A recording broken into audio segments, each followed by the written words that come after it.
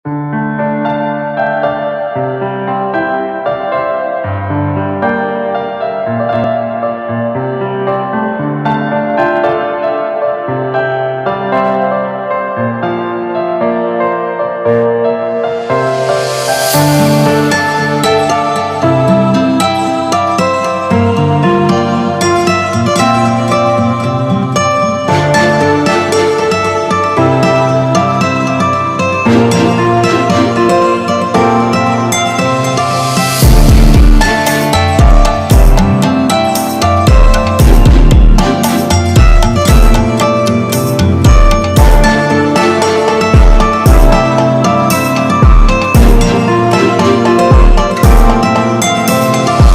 guys, good morning. Welcome back to Mr. and Mrs. Paul Bangaliana channel and also welcome to another exciting vlog. তোমরা সবাই কেমন আছো? আশা করি সকলেই খুব ভালো আছো, সুস্থ আছো। তো আজ হলো 12ই জুলাই শুক্রবার আর এখন বাজে সকাল 9টা। এখন থেকে আমি আমার ভিডিওটাকে স্টার্ট করলাম।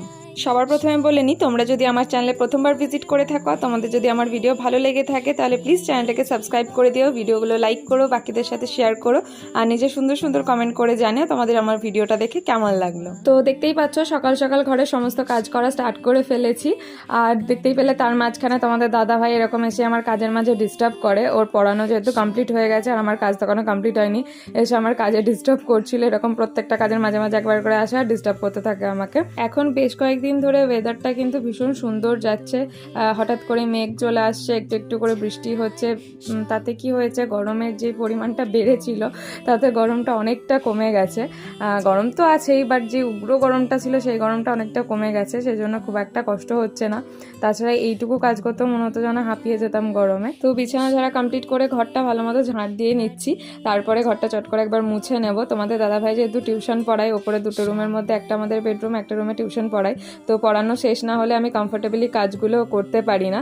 তো তোমাদের দাদাভাই পড়িয়ে উঠে স্নান করতে গেছে, সেই ফাঁকে চটপট করে সমস্ত কাজগুলো আমি সেরে নিয়েছি, কারণ নিচে গিয়ে এখনও তোমাদের দাদাভাই স্কুল যাবে, সেই স্কুলের টিফিনটা আমাকে এখন রেডি করতে হবে। তো সেই ফাঁকে চটপট হাত চালিয়ে সমস্ত কাজ শেষ করে নেওয়ার চেষ্টা করছি। তো ওপর থেকে নিচে নেমে এসে আর সেরকম হাতে সময় ছিল না যে আমি ভিডিও ক্লিপটা অ্যাড করব বা ভিডিও ক্লিপগুলো শ্যুট করব। তোমাদের দাদাভাই টিফিন রেডি করছিলাম যখন, মানে ভীষণ তাড়াহুড়ো হয়ে গেছিলো ওই টাইমের মধ্যে, সেই কারণে তোমাদের দাদাভাই স্কুল যাওয়ার পরে এখানে আমাদের টিফিন খাওয়া চলছে। মাসিমণি এসেছিল আমাদের বাড়িতে, মাসিমণির শরীরটা ঠিক নেই, সেজন্য ডাক্তার দেখাতে আমাদের বাড়িতে এসেছে। তো মাসিমণির টিফিন খাওয়া হয়ে গেছিলো, আমি আর মামনি তখন অবধি খাইনি, কারণ তোমাদের দাদাভাই স্কুলে আসে তারপরে আমরা দুজনে টিফিনটা খাই।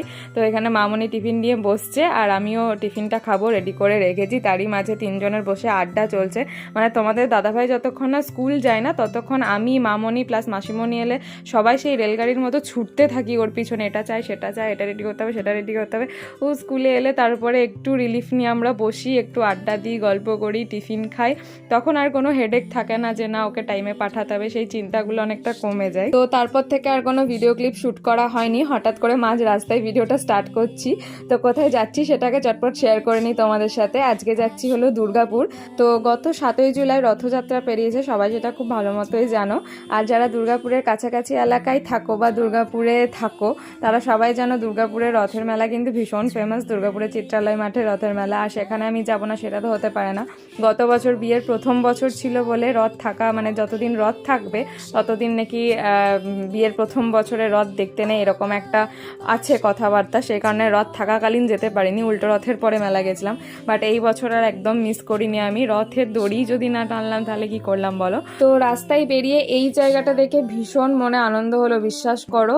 যারা রানীগঞ্জ এলাকার সাইডে, হরিপুর সাইডে থাকো তারা সবাই জানো তপসি রেল ব্রিজ যেটা, ওখানটা এত হেকটিক একটা জায়গা, সেই ফ্লাইওভারের কাজ বহুদিন ধরে চলছিল, বহুদিন মানে বহুদিনই, করোনার টাইম থেকেই চলছিল বলতে পারো। ফাইনালি একটা সাইড পুরোপুরিভাবে কমপ্লিট হয়েছে, আর মাঝে মাঝে ওপেন থাকে, মাঝে মাঝে এখনও পুরোপুরি, যেহেতু দুটো দিক কমপ্লিট হয়নি সেই জন্য ওপেন করেনি পুরোটা। কিন্তু নিচে খুব বেশি ক্রাউড হয়ে গেলে ওপরে মাঝে মাঝে ছেড়ে দেয় বাইক, 4 হুইলার, টোটো, এই সমস্ত কিছু। তো আমরাও সেদিনকে লাকিলি সেটা ফাঁকা পেয়ে গেছিলাম, আর সুযোগ পেয়ে ভিডিও করব না তা কী করে হয় বলো। রেলের ওপরের জায়গাটা ভীষণ সুন্দর, একদম কলকাতার হাওড়া ব্রিজের যেই স্ট্রাকচারটা আছে ওই রকম টাইপের কিছুটা পোর্শন ওরা করার চেষ্টা করেছে। অবশ্যই হাওড়ার আলাদা স্ট্রাকচার, এটারও আলাদা স্ট্রাকচার, বাট ওই রকম কিছুটা দেখতে স্ট্রাকচারটা, সেই কারণে একটা সুন্দর ভিডিও আমি করে নিয়েছি। তো ফাইনালি আমি বাড়ি পৌঁছে গেছি এসে আবার রেডিও হয়ে নিয়েছি, মা দেখতেই পেলে ভিডিও করছি দেখে বাইরে চলে গেল। তো মেলা যাবো বলে সুন্দরভাবে দুজনেই আবার এসে রেডি হয়ে নিয়েছি। আর বর্দি ভাইরাও আমাদের সাথে মেলা যাবে, মানে জামাইবু আর বর্দি, ওরা ওদের বাড়ি থেকে মানে শ্বশুর বাড়ি থেকে বেনাচিতি থেকে সোজা মেলার ওইখানে চলে যাবে, আর আমরা এখান থেকে গিয়েছিলাম।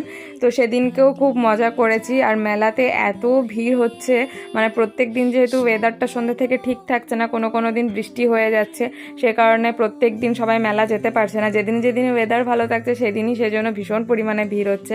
আর আমরা যেদিন গিয়েছিলাম সেদিনটাও সেরকমই একটা দিন ছিল, মানে এতটাই ভিড়। আমরা জানতাম সানডে মেলাতে বেশি ভিড় হয়, কারণ সেদিন সবার উইকেন্ডে থাকে, বাট এখন ওয়েদারের জন্য ডেলি মানে ওয়েদার যেদিনই ভালো থাকছে সেই দিনই ভীষণ সেই সানডের মতোই ভিড় দাঁড়িয়ে যাচ্ছে। তো মেলাতে ঢুকেই প্রথমে রথের কাছে আসি আর রথের দড়িটা টেনে প্রণাম করি। আগের বছর তো এই স্কোপটা পাইনি, যেহেতু বিয়ের প্রথম বছর ছিল, আগেই বললাম।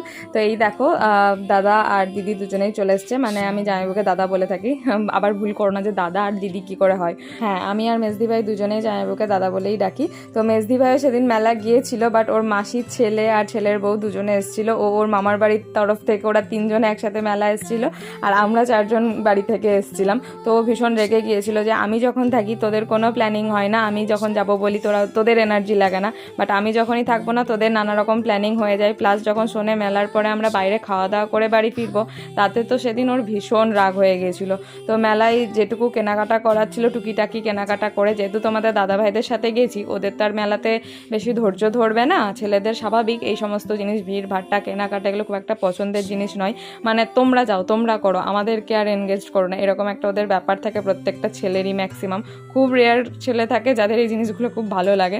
তো টুকিটাকি যেটুকু পসিবল হয়েছে ওই ভিড়ের মাঝে কিনে বা আমরা চলে এসেছি খাওয়ার জায়গায়, সিটি সেন্টারে কোহিনুর রেস্টুরেন্টে খাওয়ার জন্য। রাত্রের ডিনার সেরে বাড়ি ফিরবো। সবাই বললো মেলার খাবার খাবো না, মেলাতে জাস্ট 1 প্লেট মোমো খেয়েছি, কিন্তু এই ভিড়ের মাঝে আর কোনো ভিডিও নিতে পারিনি আমি, ভীষণই ভিড় ছিল আগেই বললাম। তো এখানে আমাদের খাবার অর্ডার দেওয়া হয়ে গেছে, আর খাবার অর্ডার দেওয়ার পর যখন খাবার এসেছে সেই ভিডিও আর নেওয়া হয়নি, খাবার প্রায় শেষের পথে, সেই টাইমে আমি ভিডিও নিয়েছি। তো এখন অলরেডি আমাদের খাবার অর্ডার করা হয়ে গেছে, একটু ফটো সেশন চলছিল সবাই, আর আমি আমার ব্লগের ভিডিও শ্যুট নিচ্ছিলাম। তো সেদিনকে যে খাবারগুলো অর্ডার করেছিলাম সেগুলো হলো তন্দুরি রুটি, কড়াই চিকেন বাটার মশলা আর mixed fried rice.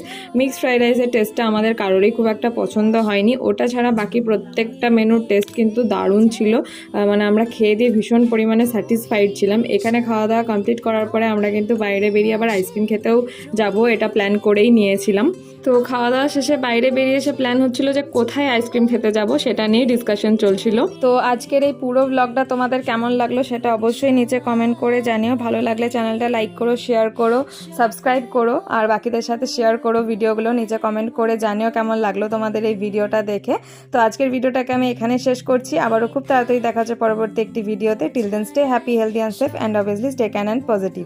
Bye bye.